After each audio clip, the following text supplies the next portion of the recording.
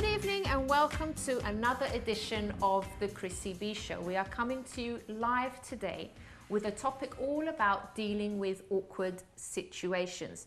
Have you been in an awkward situation before? I think everybody has actually. And how did you deal with it?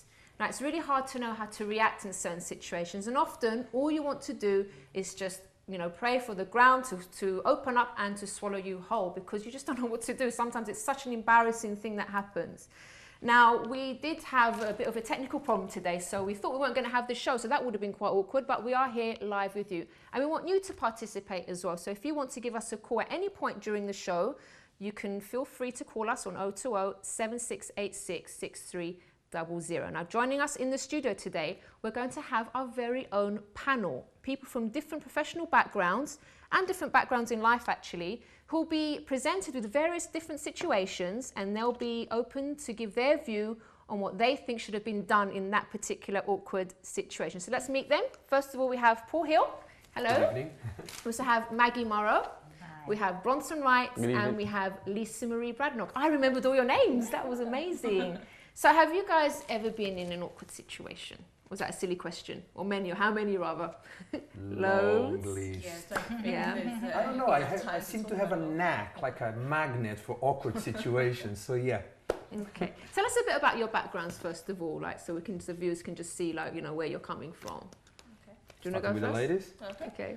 I work in property management for Notting Hill Housing. Hold the microphone a bit. That's it. I work in property management for Notting Hill Housing. Okay. And I also have like a website with my friends where we talk a lot about lots of different things. So we've got plenty of. Do you used to talking then? Yeah, I'm not shy about a bit. Now, being a talker, do you often get yourself into situations sometimes? I have been, yeah, but. Sometimes I think probably dealt with better than others, but yeah, definitely been a few awkward situations. And you single? Kids? Single, yep, no children. Okay then. How about you, Bronson? We said ladies first? Okay, don't worry. Yeah, that's what I'm Go on. Okay. I'm Maggie Morrow. I'm a psychotherapist and life coach. Okay. I have a private practice in the city, but I also used to work for the NHS and for a national charity for Mind. Yes, I've had awkward situations in my life, and but in your profession, do you kind of know? Would you say you know how to handle most situations, or do you still kind of get yourself into them sometimes?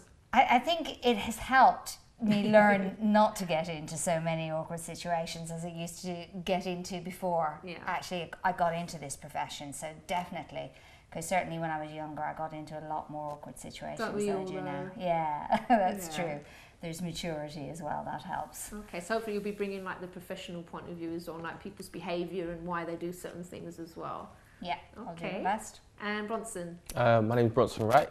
I'm a youth worker. I spend the majority of my days helping youth, speaking to them, advising them on different situations that they're going through in their life, their family, even in their work and career. And just help to put them in the right direction. So that's the majority of what I do with my days. Now, in your like younger years, because I know you're quite young, you're 22, aren't you? Because we did want to have like a range of ages on the show. I won't ask everyone else how old you are. So I know like you've been through a few like situations yourself as a youngster, right? Yeah, as a youngster, like 2 years ago. I've been through quite a few awkward situations. I've been even since I came in the studio, I've been in some awkward situations. But it's how you deal with it at the end of the day, kind of thing. Yeah. And so although some things you can't really come back from, you have to. Yeah, that's what you still have to deal with it. That's right. But it's good. Okay, and you, Paul? Well, my background is public relations. I currently work with a charity, and yeah, keep on going into awkward situations. Not really on a personal level, but very much on the professional side. Okay. You could perhaps say that it comes with the package, but like you said, sometimes there are those situations you can get out of very easily. It's almost like a misunderstanding, but there are those that leave scars. Yeah. And those are the ones we need to avoid, obviously. So we'll talk about that. Now, just to let our viewers know that none of our panel have actually watched the videos before that we're going to show them. So it's going to be something completely neutral, like no one's seen them. They're going to give their honest opinions about what they would do in that situation. But before we start showing you the videos on our panel, the videos, as you know, each week we get to go out. Well, I do with like one of my producers as well. We get to go out every week and give an opinion about somewhere nice for you to visit, because you know, we're of the opinion that you have to have fun in life as well. You can't just be working all the time. So this time we went to a well-known place that I'm sure most of you have heard of, which is London Zoo. But even though it's like, you maybe think that's such an obvious place to go, but we did come up with some nice surprises there. So take a look at this.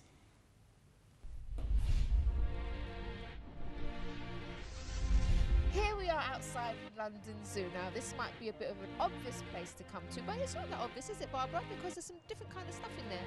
Yeah, and also we've had quite a lot of interaction with animals on the show recently, so we thought let's come somewhere where we've got some more unusual animals, ones maybe we haven't seen before. Should we take a look inside?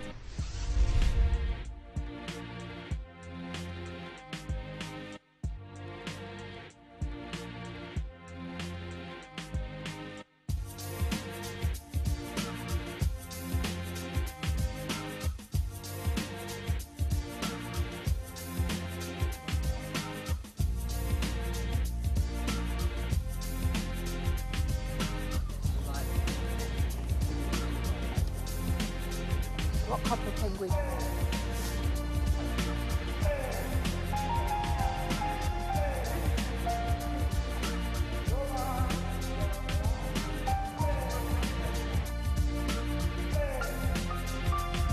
It's antisocial, this one.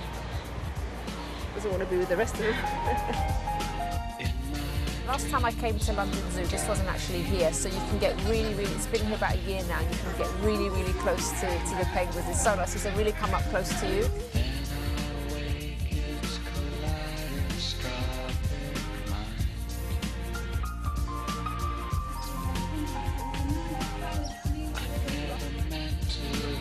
Oh, how adorable. When was the last time you actually came here? A couple of years ago, actually. Did you remember seeing anything like this? No. Because they've done a lot of work. If you haven't been for a while, it's well worth coming down, because you can get a lot closer to the animals now, and I never expected to just have this open part. It really up close and personal, don't you? It's nice, it's different.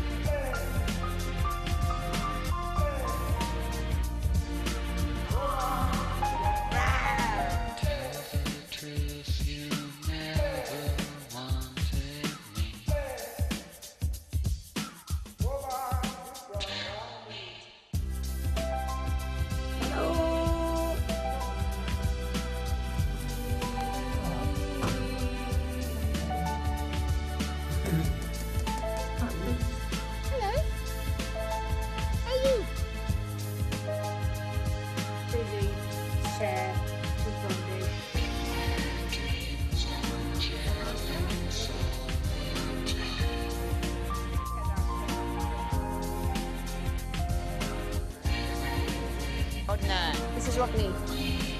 Hello, Rodney. How's Cassandra? It's funny, right? Oh, not my finger. No.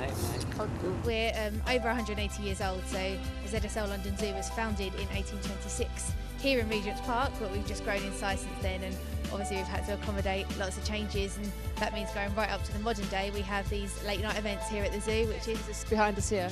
going on here. So we're setting up for Zoo Lates. It's an over 18s only event. It's every Friday night in June and July. It's really cool night out. It's a bit of a festival really. There's the Just Dance bus there. That also becomes a silent disco area. We have champagne tent. We have a comedy act going on. We have cabaret shows. We have dancers. What time does that start? It starts at 6 p.m. on a Friday night, finishes at 10, and then you're perfect. You can go into Camden afterwards and finish dancing.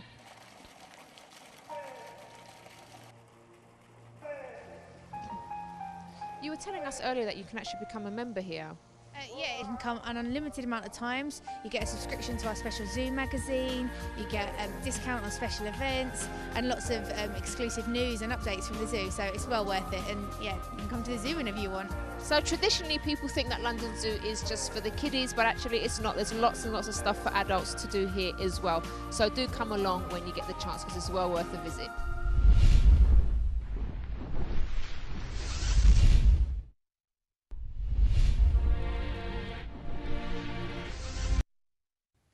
Okay, so a very nice place to visit. And Lisa, you're just saying during the break that, during the video that you can actually get married there as well. Yeah, I was watching a program and someone, they got married and had their reception there as well. So if you like animals, go ahead. Oh, I should have got married. I wanted to work there when I was younger, but I could have got married there as well. I didn't think of that. Thanks for letting me know earlier, but it's all right.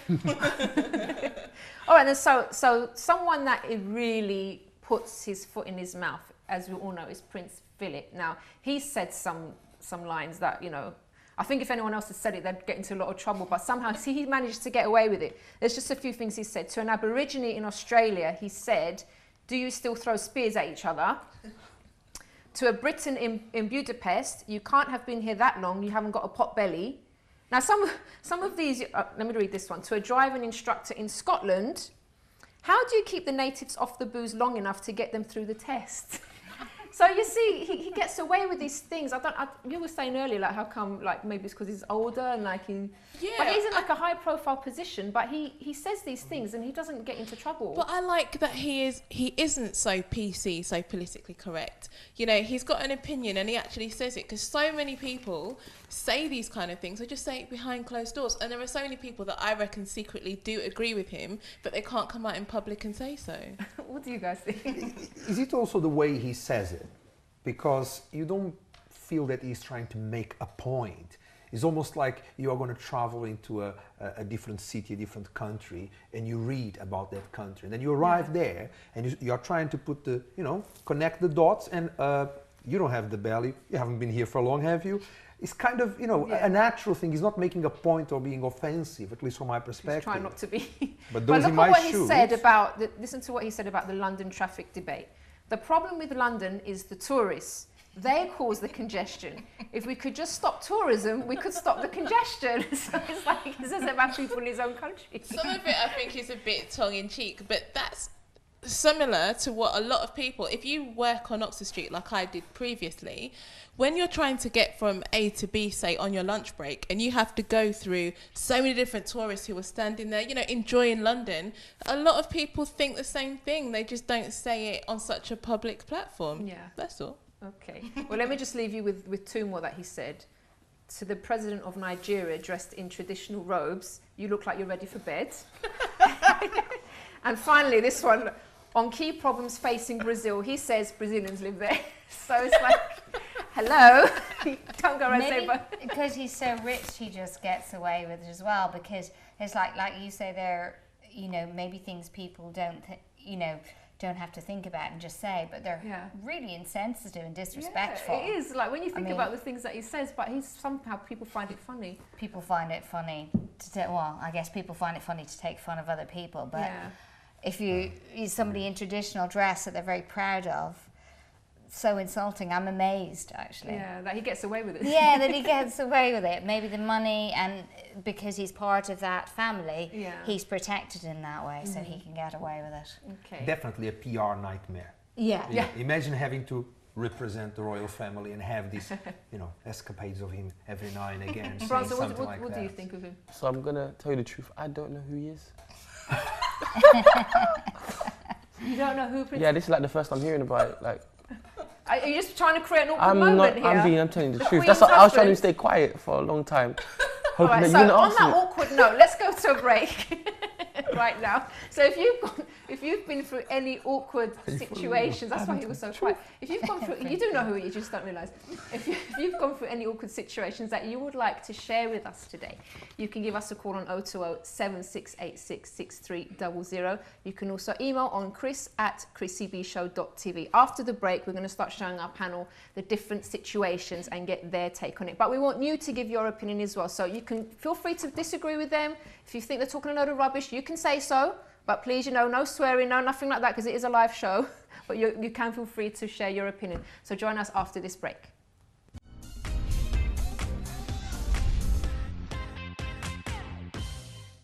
Welcome back to the Chrissy B Show. We've been having a heated debate about Prince Philip during the break and whether what he does is right or wrong. Well, not right or wrong, but if it's like innocent or whatever. But anyway, we're not going to talk about him anymore. So let's go now to our first video. Now, I'd like you to have a look at this, the panel and the viewers at home.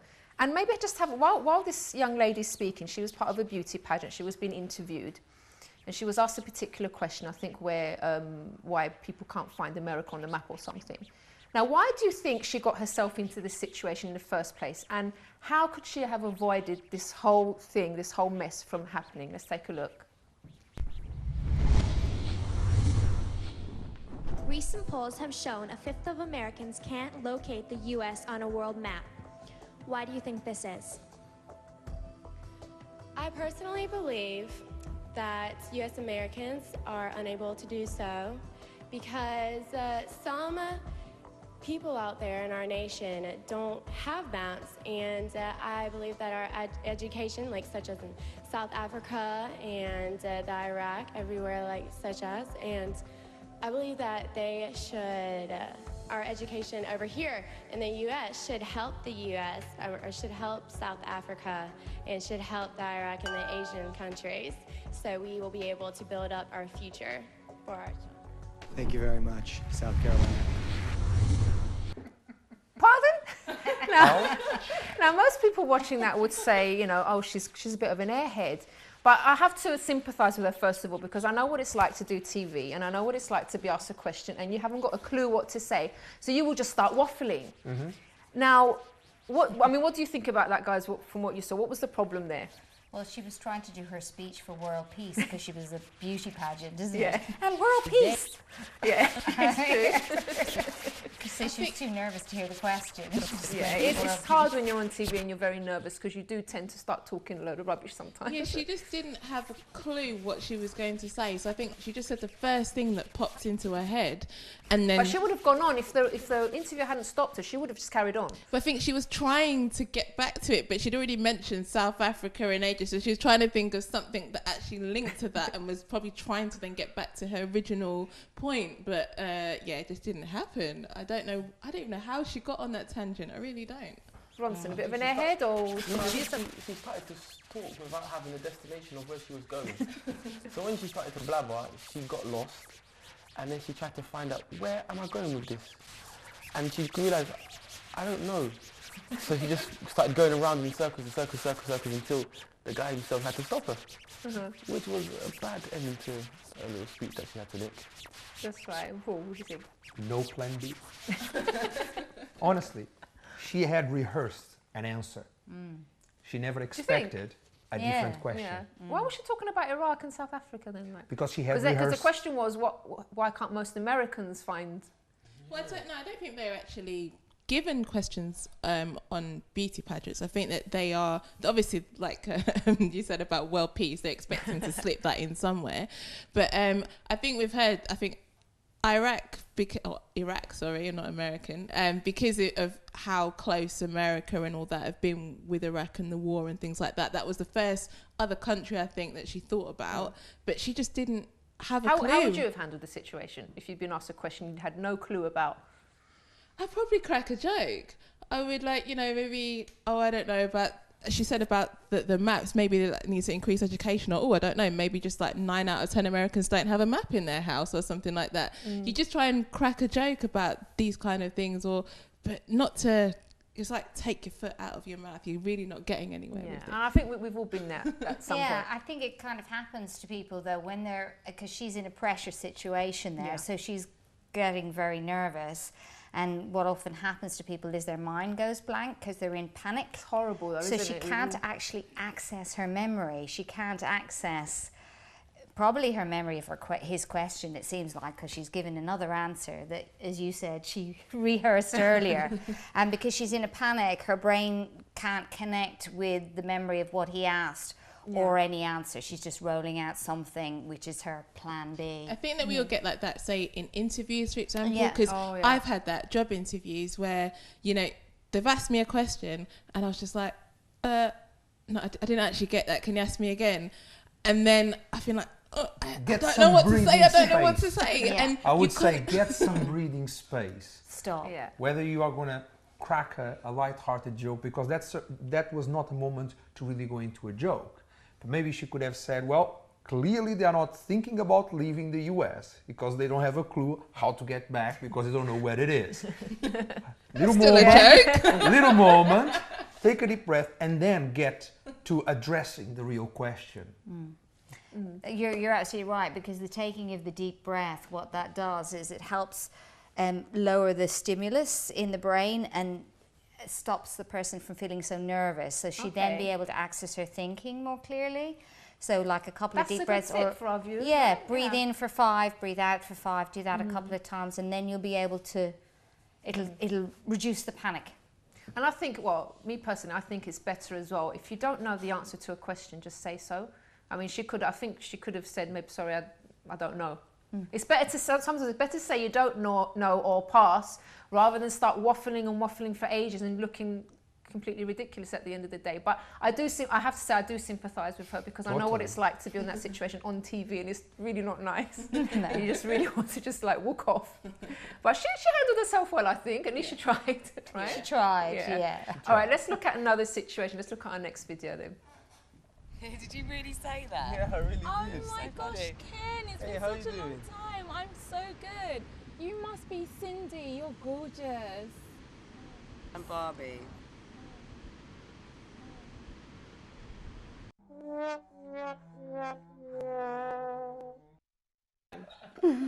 Guys. Do you know what, though? I have been in something similar like that before. Oh, it was when we were kids, like me, my brother and my sister, we were out shopping with my mum, and we saw my uncle.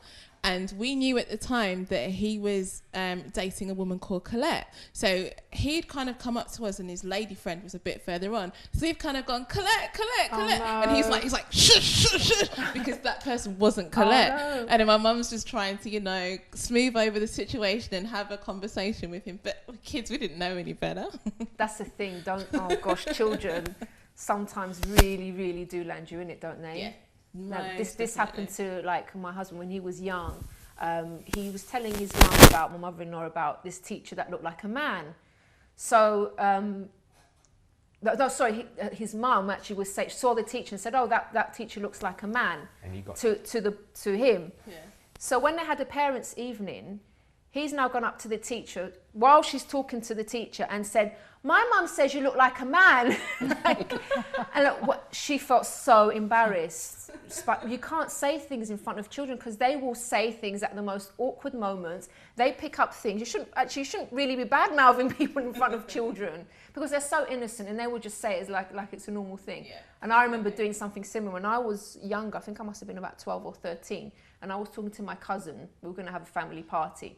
And I was saying, "Oh, that auntie's kids are so spoiled." So when everyone was together, and then the child says to me, "Oh, you're right, the kids are so spoiled." And I was like, "Oh my God, I can't believe she just said that in front of her." And I was like, "I didn't say that." So I lied. I said, "I didn't say that."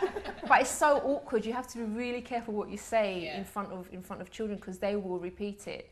Have you ever been in that kind of situation? Not particularly. No. But the young man, if he was at that stage of, I'm not sure yet, so I'm going to check this one and check that one, keep your business for yourself. Because if you start talking to friends, you are going to find yourself in a situation like that, where someone thinks someone is someone else, and actually it isn't, and there you are in trouble. So, assuming that he was doing the right, just checking, keep your business for yourself. Otherwise, you're going to find yourself in an awkward situation. Yeah, I was thinking, I've been sitting there thinking, how would I get out of that situation? And there hasn't been a possible way. Like, I was thinking maybe I could say she's my sister, but that wouldn't work, because then she's like, "But I know your sister." So I'm still thinking, I don't think there's any possible way for him to get out of that situation. He can't say it's his cousin. He can't say it's an ex-girl. I don't really know what to do. So don't get yourself into that situation. That was the best thing to do. That one, because usually when it comes to situations like this, or not situations like that, but situations in general, I usually use my charm to get out of it, or some sweet words, special words, and then things are just like, I just walk off. But that's not a situation you can walk off. It's not, is it? You just not at all. No. All right, let's take a look at another scene. Don't you just hate the name Ingrid? Yeah. I think I'd actually change my name if my name was Ingrid. Oh my God, Ingrid. Oh, yeah. Exactly. It's so miserable. I know. Imagine. That's my mum's name.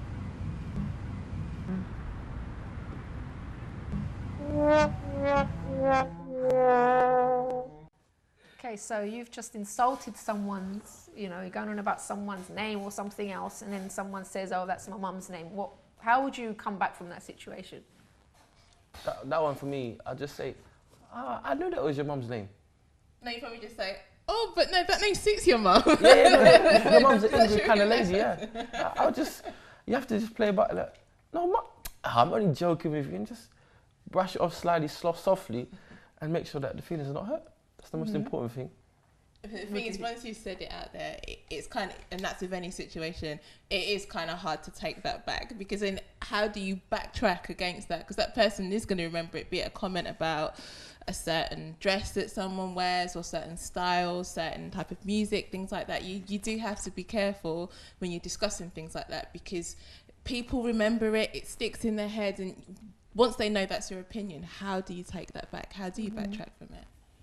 Yeah, I think it's a difficult one, because and maybe the person is quite sensitive as well, because you know, lots of people have different views about different names, and it's not a big deal. So in a situation like that, they're clearly very sensitive about their mum in some way.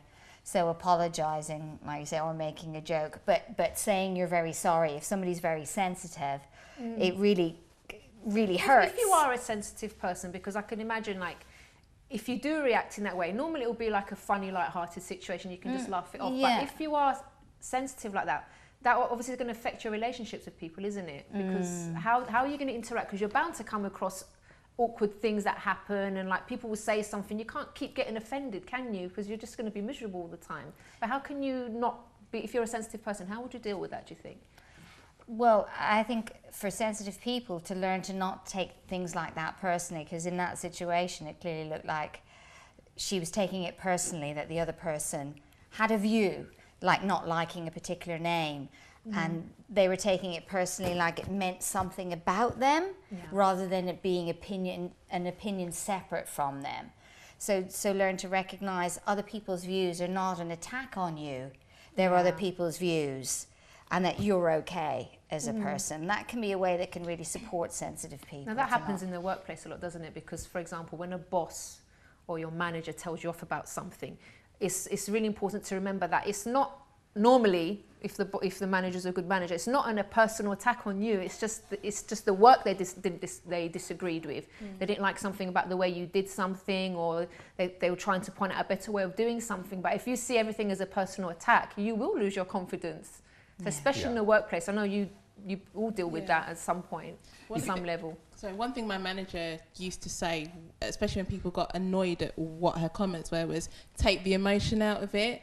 Don't see it as something so personal. Take a step back and have a look at it. For example, if it was somebody doing visual merchandising, that is very all about opinionated. One person might like a dress there, the other person likes it there, but it's all about opinion. And just because somebody has then said, no, actually you need to change that and the reasons why, it's not a personal attack on your work, but the end product just needs tweaking. So constructive, you've got to see it in a constructive way. Okay, we are going to go to some more videos, but we're going to go to a quick break and then we'll be back. So don't forget, you can also give your opinion by calling 020 7686 6300. Join us after this break.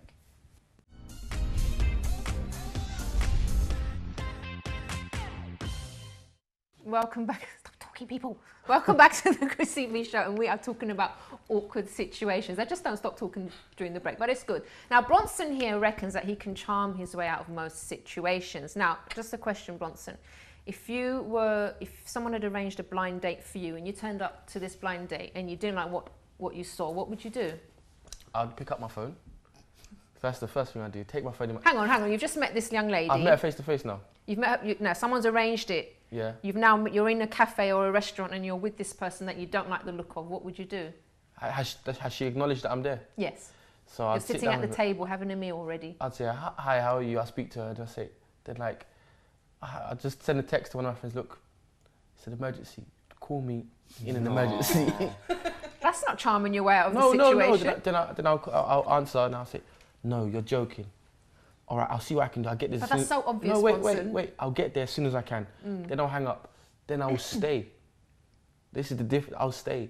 And then she will be wanting to rush me off because of the... Are you sure you don't want to... Oh, that's so manipulative. Are you sure you don't want to go? No, it's all right. Look, no, is it really bad? No, he's just bleeding a little bit, like, it's all right. And then... He's terrible, isn't he? You are terrible. You have to... But that's actually quite good. That's quite clever. So then I didn't leave I didn't do anything bad to her. Like, she's not going to feel like, oh, he didn't want to see. It's not like he tried to run away. Her self-esteem. He was all right with me. It's just that he had that situation. And he was even willing to stay. He's such a nice man. I'll be like, I know. Oh, but people know you now because you've just said it on live TV. Yeah, but I'll never do that. Like, there's no going back now. Yeah. All right, so we've got a couple more videos to show you. Let's go to the next one. So hilarious. But anyway, yeah, I've got to meet some friends, so I'll see you later. Yeah, we'll talk about it tonight. Bye. I have some fantastic news. Oh my gosh, you won't believe what happened to me today. But what's going on here? My aunt just died. Oh.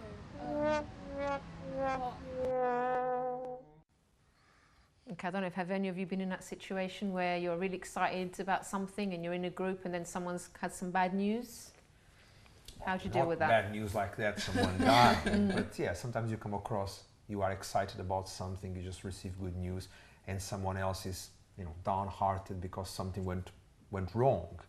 I personally think you gotta go halfway, you know. You gotta make the person feel that, look, I feel for you, but this is where I am, you know. We're not gonna celebrate in front of the person, but hey, that's where I am. So yeah, there is a smile in my face, but not going to wipe it off unless it's something critical. Depends on the situation. It's like when last season with football, for example, my stepdad and stepbrother are Arsenal fans and I'm a Man United fan. So when it was the 8-2, I danced in front of the TV in front of them. I didn't care that actually they were feeling really bad. That didn't bother me. But in more serious situations, I think as well, it depends on how close you are to the person.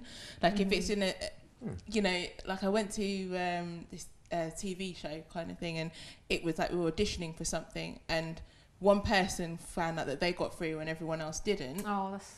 The thing is, do you know what I mean? You kind of like... You want to celebrate, you want to be happy about it, but on the other hand, you feel bad for the others. So, but that's with strangers. So again, you can kind of like be a little bit full of yourself because, you know, you don't really know them. You may not even see them again. If it's your close friends on the other hand. So it's about the relationship you have with the person. I think so. So you feel confident of doing that in front of your brother? And I've got no problem. if you did that in front of me, that's it. Kiss the friendship goodbye. You don't mess with someone else's football team. You just don't you got into football debate now, come on. You can't do that. That's not authorized. Shame about Portugal, by the way. Sorry? Shame about Portugal. Don't go there. All right. He's a Portuguese man. Someone's just saying my awkward. No, please don't leave the studio. We haven't got long to go. All right. All right, let's go to our next video then. Have you seen the way Priscilla's been behaving at work recently? No, she's so full of herself. She's only been there 2 months and she thinks she can run the place. I know, she wants a promotion, like proper being like, you know, really being sucking up to the boss. And we've been here for years though. I know. I think we should do something about it. Like what?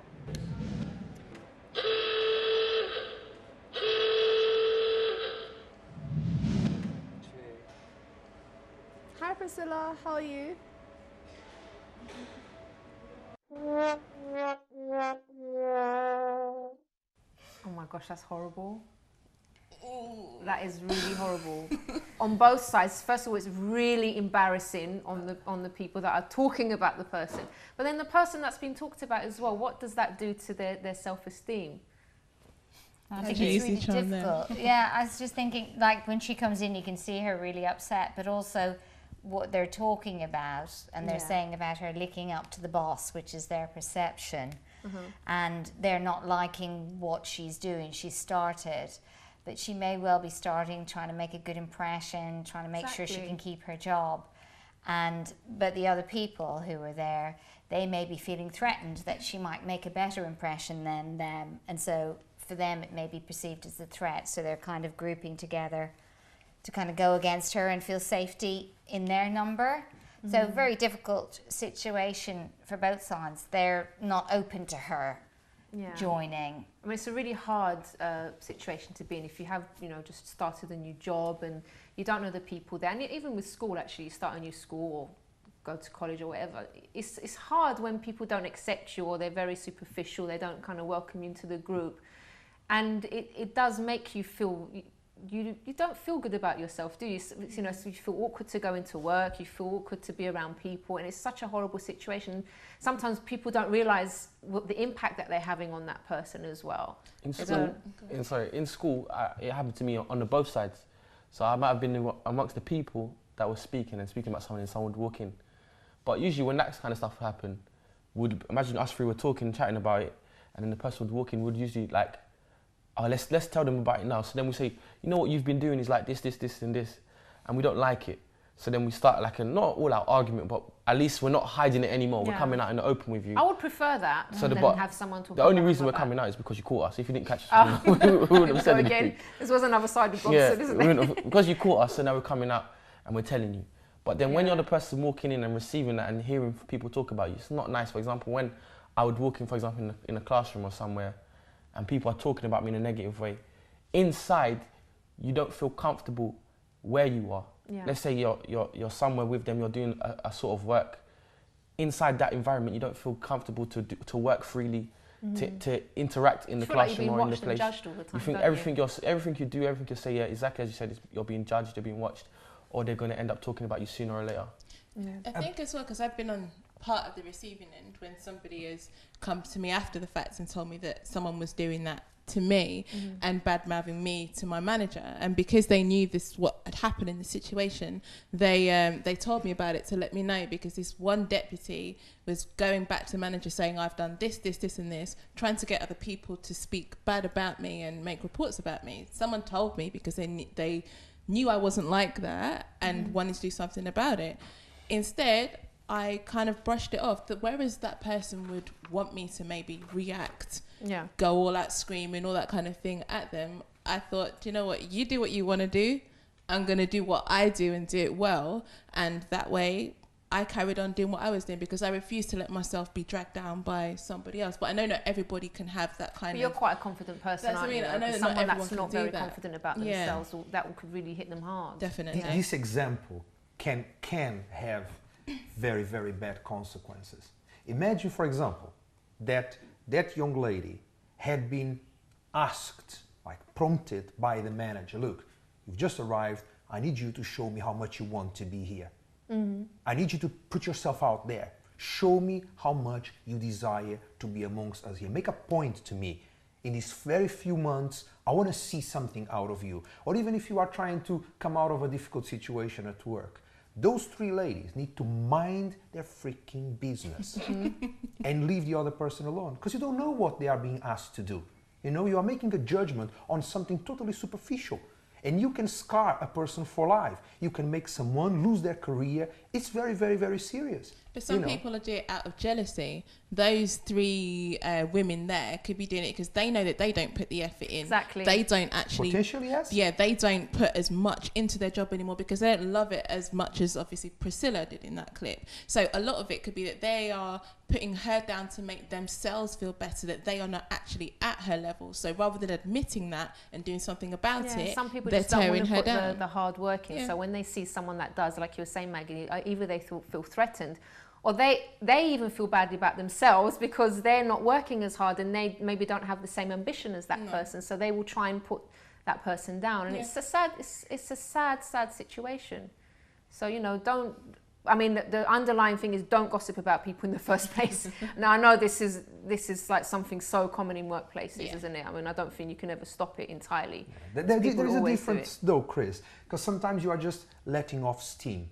You know, someone just, you know, cross wires with you regarding a particular project, for example, and you are letting off steam, and sometimes just the moment takes over and that's it. That was like premeditated. You know, they were kind of ganging up to have a go at her. I think there's no excuse for that, personally. Yeah. Now, there's something here as well that was from an online magazine, womensday.com. This is kind of similar.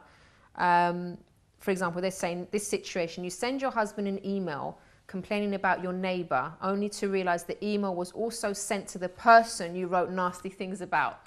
Do you get it, yeah? Now, that's quite awful, because that's happened to me sometimes. That I'm not to say anything bad, but I'm thinking about, or I'm telling someone something about the other person that I need to tell this one, and I sometimes forget and I send it to the person as well that I've got in my mind. It's easily done. But if you're saying something bad or something detrimental, it's really, you could really get yourself into a scrape there. There were some bloopers on Facebook at someone who'd done something like this. She'd put on her status about bad-mouthing her boss, use swear words, all the rest of it. And then her boss actually commented on the status and was like, I guess you forgot that you added me as a friend on here. So I'll take this as like your P45. You're still in your probation period. Don't bother coming back in. Oh my I'll gosh. send on your P45. There you go. Now, according to this, if you do, you know, end up in that situation, it's probably not the best thing to try and pretend it hasn't happened, because it's happened and the person has received the email. So what they're saying here, the sooner you confront the offended party, the better. In this situation, it's your job to accept the blame and apologize profusely. Explain that the hurtful things you said were not genuine feelings, but reactions in a moment of frustration, which is a bit like what you were saying, Paul. Your neighbor may not forgive you, but at the very least, he or she won't be seething for days. And the next time you need to vent, call your husband rather than putting angry thoughts into writing. It's like that situation when you are angry and like you don't think about what you write when you're sending that email. So never, this is a rule that I live by. Don't send an email when you're angry or a text when you're angry, because you will regret it. Right, guys? Yeah. Good tip. Do we have time for me to tell you something awkward that happened to me? Yeah. Professional background. You know, you always say that the world is a small place at times, and the business world especially sometimes it looks like a very tiny place.